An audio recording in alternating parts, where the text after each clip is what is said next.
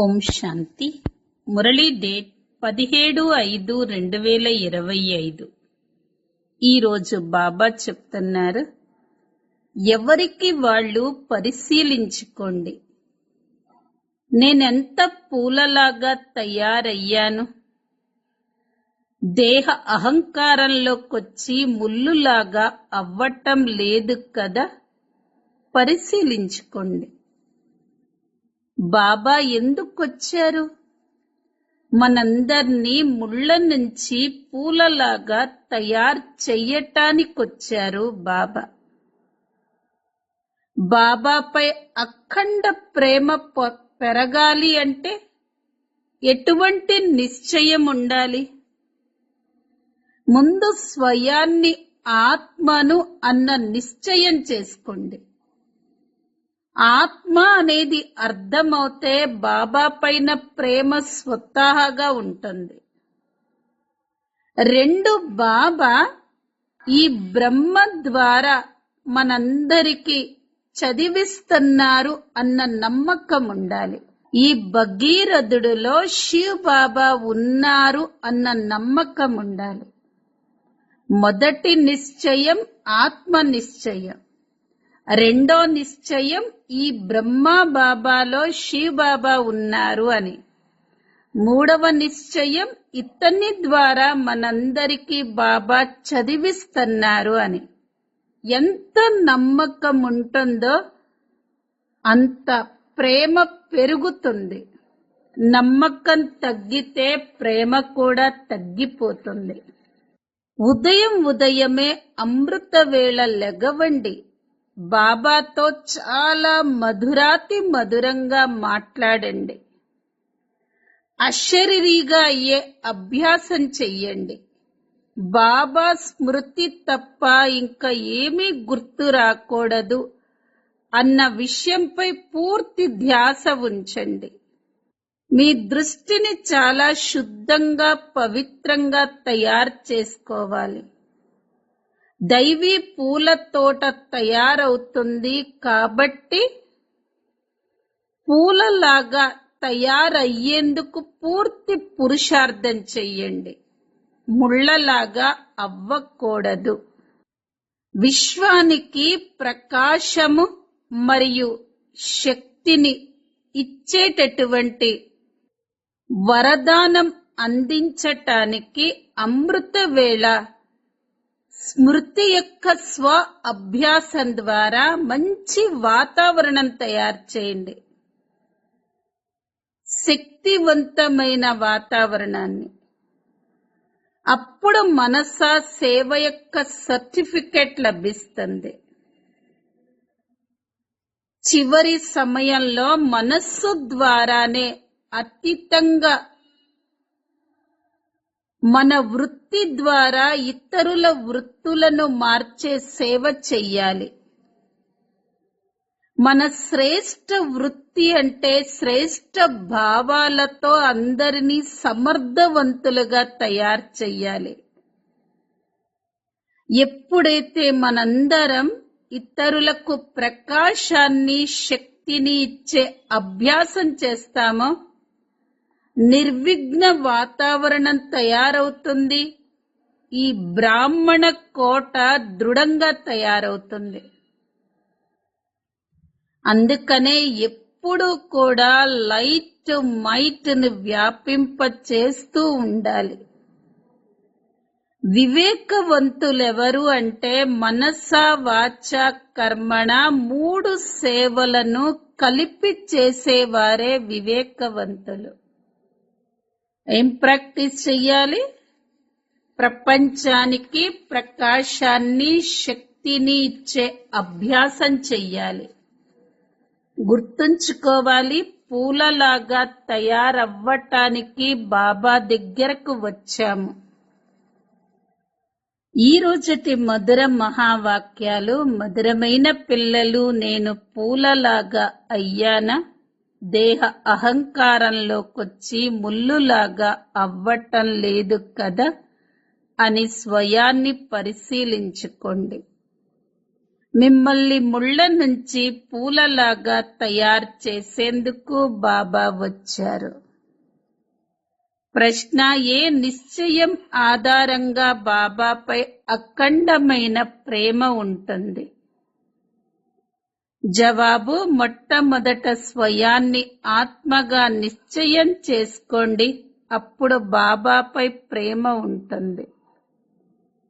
నిరాకారుడైన బాబా ఈ భగీరథుడిలో విరాజమానమై ఉన్నారు అన్న విషయంపై కూడా పూర్తి నిశ్చయం ఉండాలి.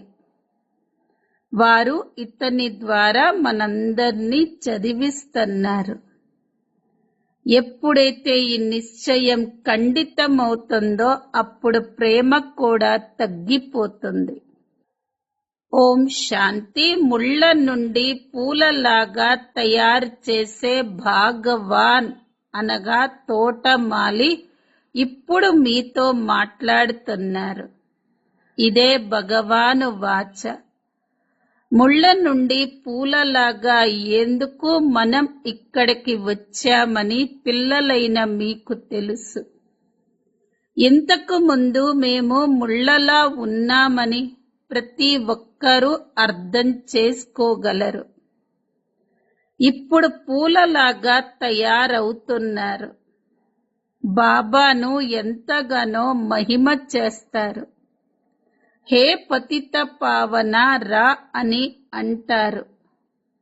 బాబాను నావికుడు అని, తోటమాలి అని, పాపకటేశ్వరుడు అని పిలుస్తారు. ఇలా అనేక నామాలతో పిలుస్తారు, కానీ అన్ని చోట్ల ఒకే చిత్రం ఉంటుంది. జ్ఞాన సాగరుడు, సుఖ సాగరుడు అని అతడిని మహిమ కూడా చేస్తారు. ఆ తండ్రి వద్ద మనం కూర్చున్నామని ఇప్పుడు మీకు తెలుసు.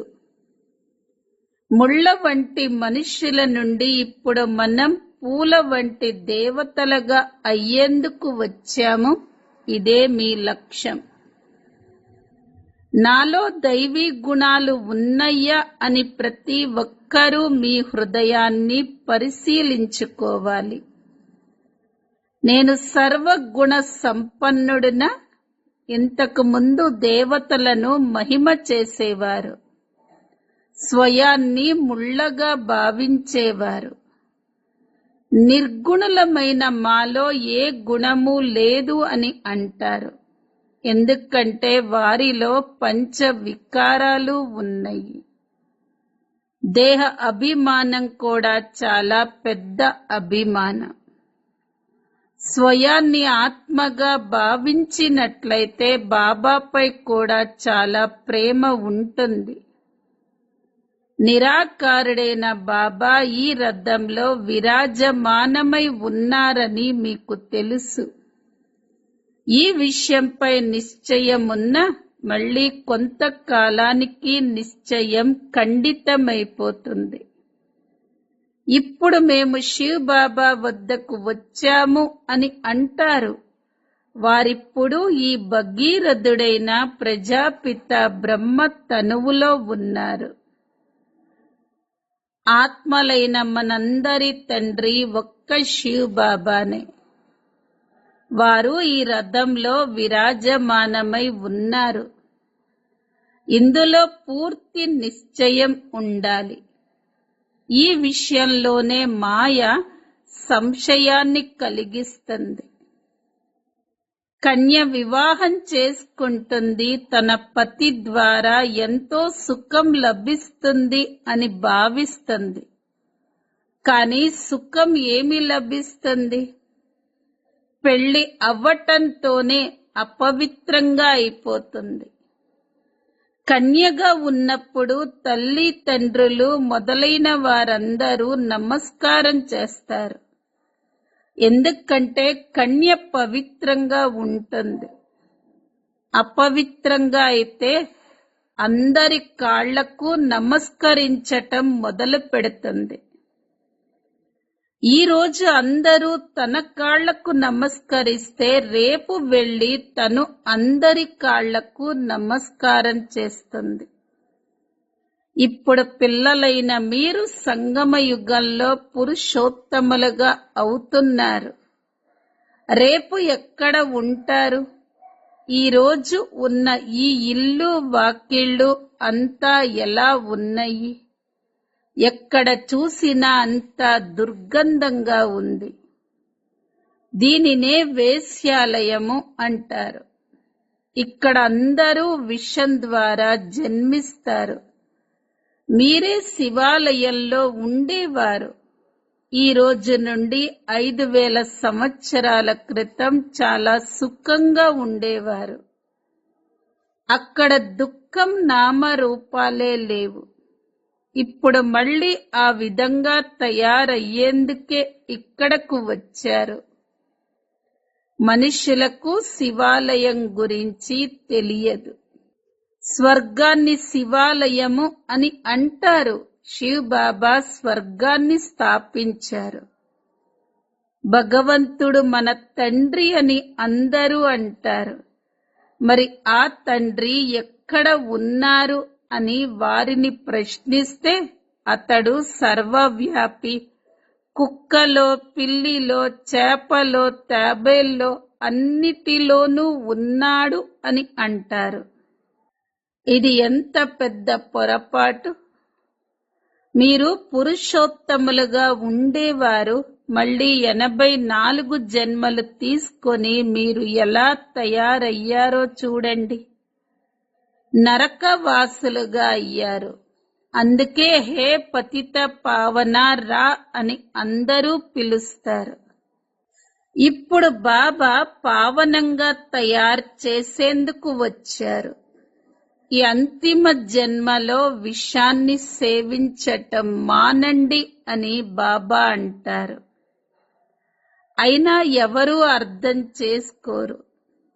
సర్వాత్మలకు తండ్రి అయిన బాబా పవిత్రంగా అవ్వండి అని అంటున్నారు. అందరూ అతడిని తండ్రి అని పిలుస్తారు. మొట్టమొదట ఆత్మకు ఆ తండ్రి గుర్తొస్తారు. ఆ తర్వాతనే ఈ తండ్రి. నిరాకార రూపంలో ఆ బాబా, సాకార రూపంలో ఈ బాబా ఉన్నారు. పరమాత్మ ఈ పతిత ఆత్మలకు అర్థం చేయిస్తున్నారు. మీరు కూడా మొదట్లో పవిత్రంగా ఉండేవారు. తండ్రితో పాటు అక్కడ ఉండేవారు. మళ్ళీ పాత్రను అభినయించేందుకు ఇక్కడకు వచ్చారు. ఈ చక్రాన్ని బాగా అర్థం చేసుకోండి. ఇప్పుడు మనం సత్యుగంలోకి, కొత్త ప్రపంచంలోకి వెళుతున్నాం. స్వర్గంలోకి వెళ్ళాలి అనే ఆశ మీలో ఉంది. కృష్ణుడు వంటి సంతానం కావాలని మీరు అనేవారు. మిమ్మల్ని ఆ విధంగా తయారు చేసేందుకు ఇప్పుడు నేను వచ్చాను. అక్కడ పిల్లలందరూ కృష్ణుడు వలె ఉంటారు. ఎందుకంటే వారంతా సతో ప్రధానమైన పుష్పాలు కదా. ఇప్పుడు మీరు కృష్ణపురిలోకి వెళతారు. మీరు స్వర్గానికి యజమానులుగా అవుతారు. నేను పూలలాగా తయారయ్యానా అని స్వయాన్ని ప్రశ్నించుకోవాలి. దేహ అభిమానంలోకి వచ్చి నేను ముళ్ళ వలె అవ్వటం లేదు కదా. మనుష్యులు తమను తాము ఆత్మగా భావించేందుకు బదులుగా శరీరంగా భావిస్తారు. ఆత్మను మర్చిపోవటం వలన తండ్రిని కూడా మర్చిపోయారు. తండ్రి గురించి తండ్రి ద్వారానే తెలుసుకుంటేనే వారసత్వం లభిస్తుంది. అనంతమైన తండ్రి నుండి అందరికీ వారసత్వం లభిస్తుంది. వారసత్వం దొరకని వారు ఒక్కరు కూడా ఉండరు. బాబానే వచ్చి అందర్నీ పావనంగా తయారు చేస్తారు. నిర్వాణ ధామంలోకి తీసుకొని వెళతారు. జ్యోతి జ్యోతిలో కలిసిపోతుంది, బ్రహ్మలో లీనమైపోతుంది అని వారు అంటారు. వారిలో జ్ఞానమేమీ లేదు. మీరు ఎవరి వద్దకొచ్చారో ఇప్పుడు మీకు తెలుసు. ఇది మానవుల సత్సంగం కాదు. ఆత్మ పరమాత్మ నుండి దూరమయ్యింది. ఇప్పుడు మళ్ళీ అతడి సాంగత్యం లభించింది. సత్యమైన ఈ సాంగత్యం 5000 సంవత్సరాలకు ఒక్కసారి మాత్రమే లభిస్తుంది. సత్యత్రేతాయుగాల్లో సత్సంగం ఉండదు. కానీ భక్తి మార్గంలో అనేకమైన సత్సంగాలుంటాయి. ఇప్పుడు వాస్తవానికి సత్యమైన వారు ఒక్క బాబానే. ఇప్పుడు మీరు వారి సాంగత్యంలో కూర్చున్నారు. నేనొక దైవీ విద్యార్థిని, స్వయంగా భగవంతుడే నన్ను చదివిస్తున్నారు అన్న విషయం గుర్తున్నా ఎంతో సౌభాగ్యం లభిస్తుంది. మన తండ్రి ఇప్పుడు ఇక్కడ ఉన్నారు. వారు ఇప్పుడు మనకు తండ్రి, టీచర్ మరియు గురువుగా అవుతారు. ఈ 3 పాత్రలను ఇప్పుడు బాబా అభినయిస్తున్నారు. పిల్లలను తనవారిగా చేసుకుంటున్నారు. స్మృతి ద్వారానే వికర్మలు వినాశనమవుతాయని బాబా తెలియచేస్తున్నారు. బాబాని స్మృతి చెయ్యటం ద్వారానే పాపాలు నాశనమవుతాయి. ఆ తర్వాత మీకు ప్రకాశ కిరీటం లభిస్తుంది. ఇది కూడా ఒక గుర్తు మాత్రమే, అంతేకాని ఆ ప్రకాశము స్థూలంగా కనిపించదు. అది పవిత్రతకి గుర్తు. ఈ జ్ఞానం ఇంకెవరికీ లభించదు. ఈ జ్ఞానాన్ని ఇచ్చేది ఒక్క బాబానే. వారిలో ఈ జ్ఞానమంతా ఉంది. నేను మనుష్య సృష్టికి బీజ రూపాన్ని అని బాబా అంటారు.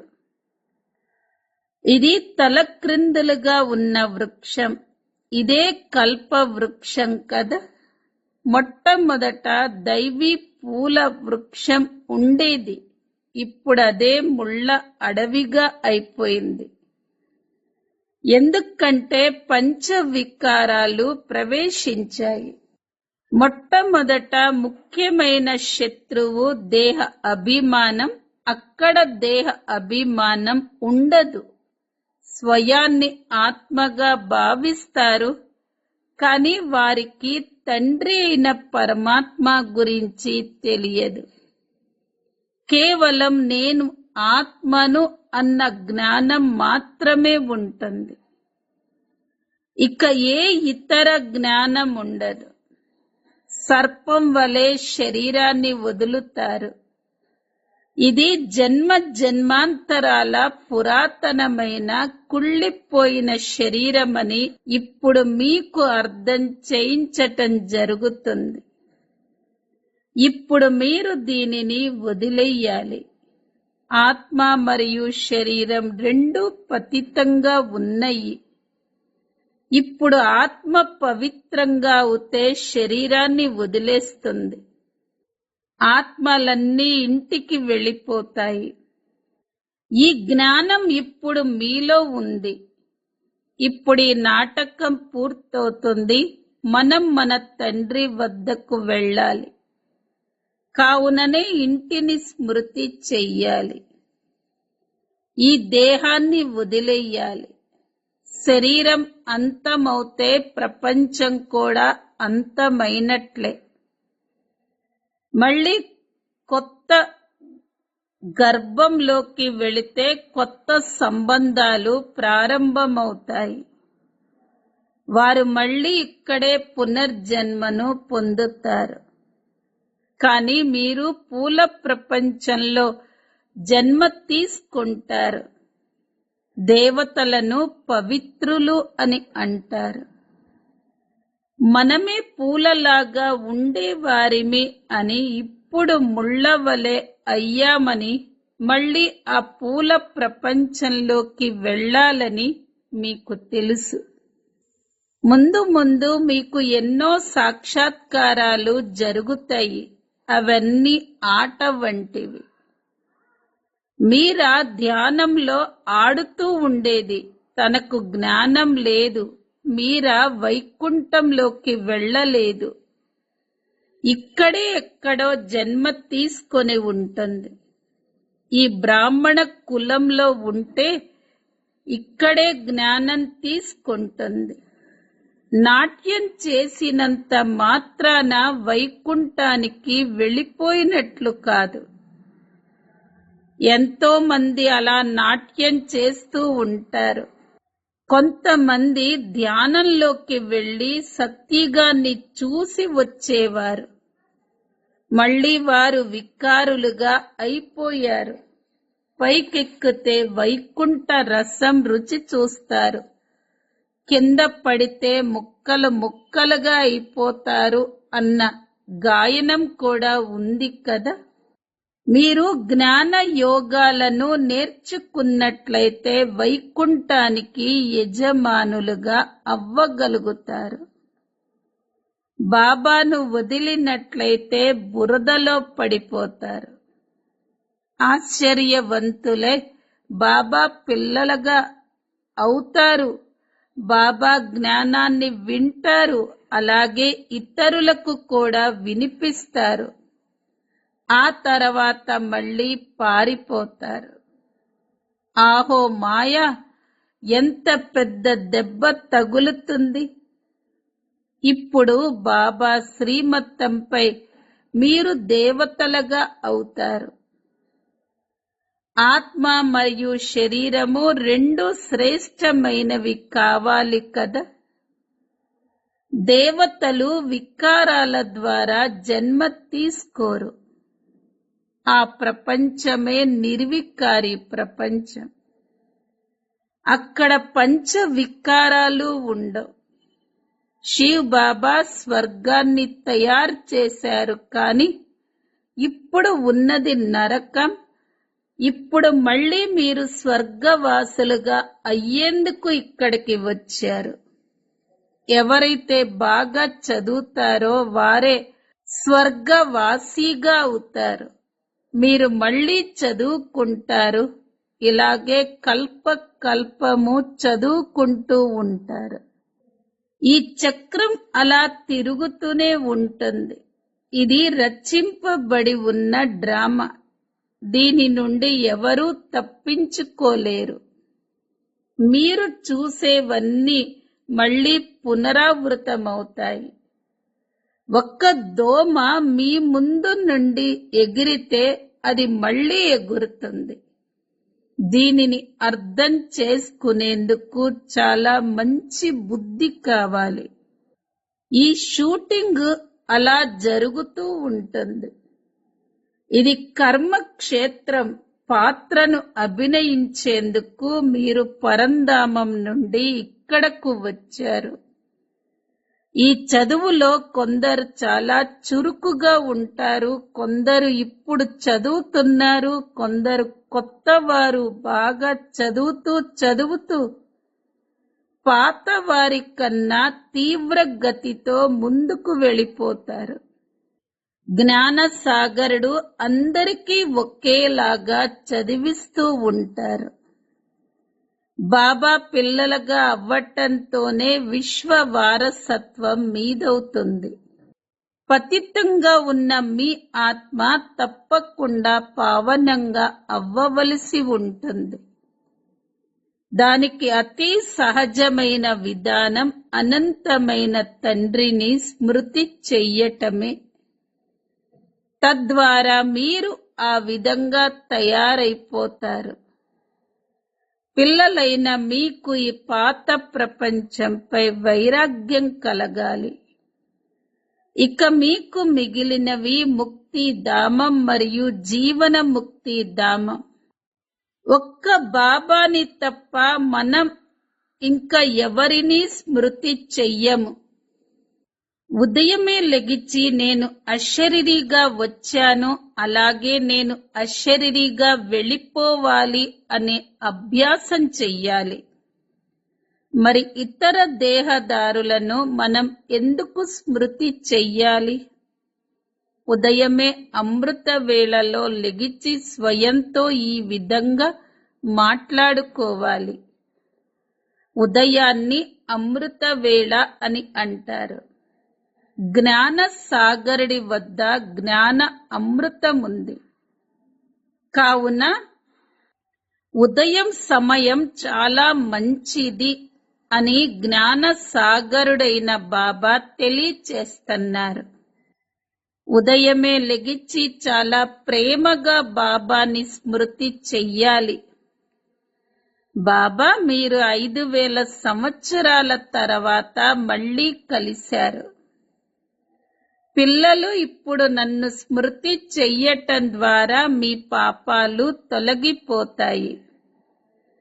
ఇప్పుడు మీరు బాబా శ్రీమతంపై నడవాలి. తప్పకుండా సతో ప్రధానంగా అవ్వాలి. బాబాని స్మృతి చెయ్యటం అలవాటైపోయినట్లయితే ఎంతో ఆనందాన్ని పొందుతారు.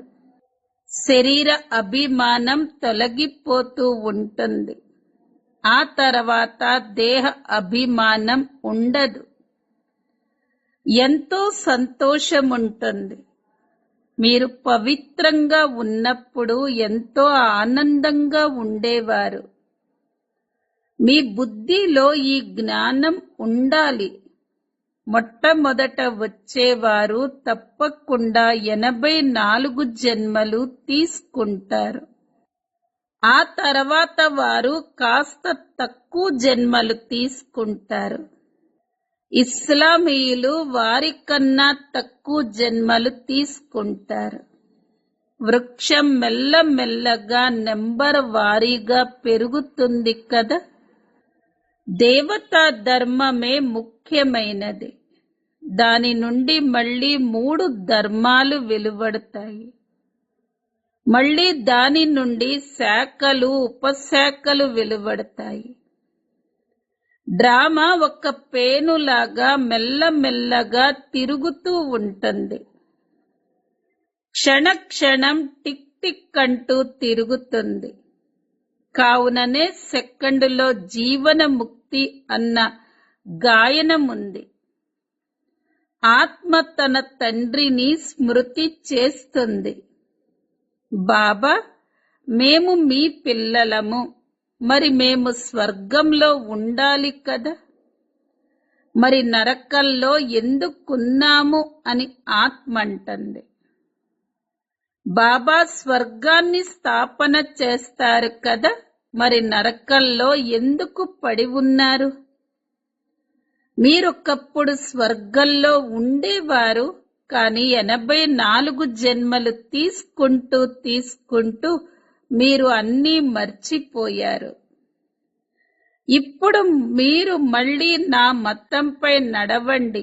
స్మృతి ద్వారానే మీ వికర్మలు వినాశనం అవుతాయి. ఎందుకంటే ఆత్మలోనే మలినాలు ఏర్పడతాయి. శరీరము ఆత్మకు ఆభరణం వంటిది. ఆత్మ పవిత్రంగా ఉంటే శరీరం కూడా పవిత్రమైనదే లభిస్తుంది. ఒకప్పుడు మేము స్వర్గంలో ఉన్నామని మీకు తెలుసు. ఇప్పుడు బాబా వచ్చారు కాబట్టి వారి నుండి పూర్తి వారసత్వాన్ని తీసుకోవాలి కదా. పంచ వికారాలను వదలాలి. దేహ అభిమానాన్ని వదలాలి. అన్ని పనులు చేసుకుంటూ బాబాని స్మృతి చేస్తూ ఉండండి. ఆత్మ తన ప్రియుడైన తండ్రిని అర్ధకల్పం నుండి స్మృతి చేస్తూ వచ్చింది. ఇప్పుడు మళ్ళీ ఆ ప్రియుడు ఇక్కడికి వచ్చారు. మీరంతా కామ చితిపై కూర్చొని నల్లగా అయిపోయారు. కావున ఇప్పుడు మిమ్మల్ని మళ్ళీ సుందరంగా తయారు చేసేందుకు నేనొచ్చాను. దానికోసం ఈ యోగ అగ్నిలో కూర్చోవాలి. జ్ఞానాన్ని అగ్ని అని అనరు, యోగాన్ని అగ్ని చితి అని అంటారు. స్మృతి చితిపై కూర్చోవటం ద్వారా వికర్మలు వినాశనమవుతాయి. జ్ఞానాన్ని నాలెడ్జ్ అని అంటారు. బాబా మీకిప్పుడు సృష్టి ఆది మధ్య అంత జ్ఞానాన్ని వినిపిస్తున్నారు. ఉన్నతోన్నతమైన వారు ఒక్క బాబానే. ఆ తర్వాత మళ్ళీ బ్రహ్మ, విష్ణు మరియు శంకరుడు. వారి తర్వాత మళ్ళీ సూర్యవంశీలు మరియు చంద్రవంశీలు. వారి తర్వాత మిగిలిన ధర్మాల శాఖలు. వృక్షం ఎంత పెద్దగా పెరుగుతుంది. ఇప్పుడు ఈ వృక్షం కాండం లేదు. కావుననే మర్రి వృక్షపు ఉదాహరణను ఇవ్వటం జరుగుతుంది. దేవీ దేవత ధర్మం ప్రాయలోపమయ్యింది. ధర్మభ్రష్టులుగా కర్మభ్రష్టులుగా అయిపోయారు. ఇప్పుడు పిల్లలైన మీరు శ్రేష్టంగా అయ్యేందుకు శ్రేష్ట కర్మలు చేస్తున్నారు. మీ దృష్టిని పవిత్రంగా చేసుకుంటున్నారు. ఇప్పుడు మీరు భ్రష్ట కర్మలు చెయ్యకూడదు. మీ దృష్టి ఎప్పుడూ చెడుగా ఉండకూడదు. నేను లక్ష్మిని వరించేందుకు అర్హుడిగా అయ్యానా అని స్వయాన్ని పరిశీలించుకోండి. నేను స్వయాన్ని ఆత్మగా భావిస్తూ బాబాని స్మృతి చేస్తున్నానా? రోజు మీ లెక్కాచారాన్ని చూసుకోండి. రోజంతటిలో దేహ అభిమానంలోకి వచ్చి నేను వికర్మలు ఏవీ చెయ్యలేదు కదా. వికర్మలు చేసినట్లయితే శిక్ష 100 రెట్లుగా అయిపోతుంది. మాయ చార్టును కూడా వ్రాయనివ్వదు. 2 రోజులు 4 రోజులు వ్రాసి మళ్ళీ వదిలేస్తారు. కానీ బాబాకు చింత ఉంటుంది కదా. పిల్లలు నన్ను స్మృతి చేస్తే వారి వికర్మలు వినాశనమవుతాయి. బాబాకు పిల్లలపై ఎంతో దయ కలుగుతుంది. ఇందులోనే శ్రమించవలసి ఉంటుంది. స్వయాన్ని నష్టపరుచుకోకూడదు. జ్ఞానం చాలా సహజమైనది. మధురాతి మధురమైన ఆత్మిక పిల్లలకు మాతా పిత బాప్ దాదాల ప్రియ స్మృతులు మరియు గుడ్ మార్నింగ్. ఆత్మిక పిల్లలకు ఆత్మిక తండ్రి నమస్తే. ధారణ కొరకు ముఖ్య సారం. మొదటి పాయింట్, ఉదయమే అమృత వేళల్లో లెగిచి బాబాతో చాలా మధురాతి మధురంగా మాట్లాడాలి. అశరీరిగా అయ్యే అభ్యాసం చెయ్యాలి. బాబా స్మృతి తప్ప ఇంకా ఏది గుర్తు రాకూడదు అన్న విషయంపై పూర్తి ధ్యాస ఉంచాలి. రెండో పాయింట్, మీ దృష్టిని చాలా శుద్ధంగా మరియు పవిత్రంగా చేసుకోవాలి. దైవీ పూల తోట తయారవుతుంది కావున పూలలాగా తయారయ్యేందుకు పూర్తి పురుషార్థం చెయ్యాలి. ముళ్ళలాగా అవ్వకూడదు. వరదానం, తమ శక్తిశాలి స్థితి ద్వారా మనసా సేవ యొక్క సర్టిఫికేట్ ని ప్రాప్తించుకునే స్వ అభ్యాసి భవ. విశ్వానికి ప్రకాశం మరియు శక్తినిచ్చే వరదానాన్ని అందించేందుకు అమృత వేళ స్మృతి యొక్క స్వ అభ్యాసం ద్వారా శక్తిశాలి వాతావరణాన్ని తయారు చెయ్యండి. అప్పుడు మనసా సేవ యొక్క సర్టిఫికెట్ ప్రాప్తమవుతుంది. చివరి సమయంలో మనసా ద్వారానే మనస్సు ద్వారా అతీతంగా చేసే తమ వృత్తి ద్వారా వారి వృత్తులను మార్చే సేవ చెయ్యాలి. మీ శ్రేష్ఠ స్మృతి ద్వారా అందరినీ సమర్థవంతులుగా తయారు చెయ్యండి. ఎప్పుడైతే ఈ విధంగా ప్రకాశాన్ని, శక్తిని ఇచ్చే అభ్యాసం జరుగుతుందో అప్పుడు నిర్విఘ్న వాయుమండలం తయారవుతుంది మరియు ఈ కోట దృఢంగా అవుతుంది. స్లోగన్: ఎవరైతే మనసా వాచా కర్మణ 3 సేవలను కలిపి చేస్తారో వారే వివేకవంతులు. అవ్యక్త ప్రేరణ పాయింట్: ఆత్మిక రాయల్టీ పవిత్రత పర్సనాలిటీని ధారణ చెయ్యండి. సెకండ్లో ముక్తి, జీవన ముక్తి వారసత్వం పొందొచ్చు అని ఛాలెంజ్ చేస్తాము. దానిని ప్రాక్టికల్లో తీసుకురావటం కోసం స్వపరివర్తన స్పీడ్ సెకండ్ వరకు చేరాలి. అంత చేరిందా? స్వపరివర్తన ద్వారానే ఇతరుల పరివర్తన చెయ్యగలుగుతాం. అనుభవం చేయించండి. బ్రహ్మ కుమార్ అంటే వృత్తి, దృష్టి, కృతి మరియు మాటలు పరివర్తన జరగాలి.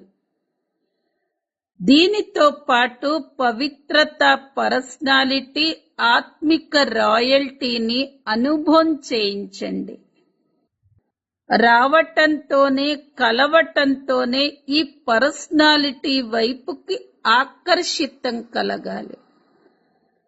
ఓం శాంతి.